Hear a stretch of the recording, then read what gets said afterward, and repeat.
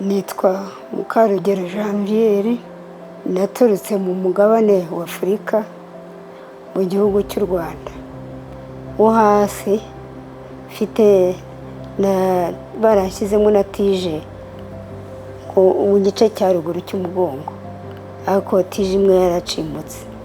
Banyohereza kwa dogiteri Vidhyadhara w'umuspecialiste kugira ngo azankorere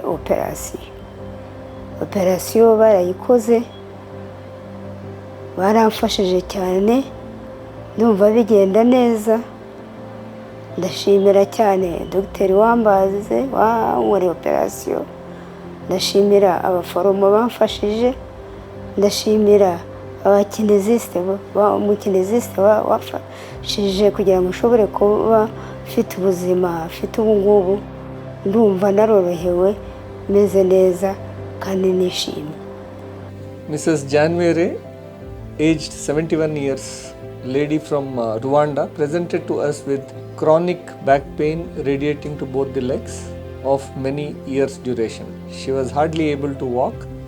She had been already operated for her neck locally and was still unable to walk properly. We diagnosed her to be suffering from lytic spondylolisthesis of L5 over S1 vertebra. She was offered an option of robotic-assisted transforaminal lumbar interbody fusion of L5-S1. She underwent the surgery successfully and is able to walk independently now, and she is on her path to recovery. She is about to go home in a week's time from today, and we wish her all the very best. Ndashimira byimazeyo Dr. Vidhyadhara n'ibitaro bya Manipal hospital. Shimira abantu baho n'abantu beza cyane, bakira abantu neza ku buryo buhebuje.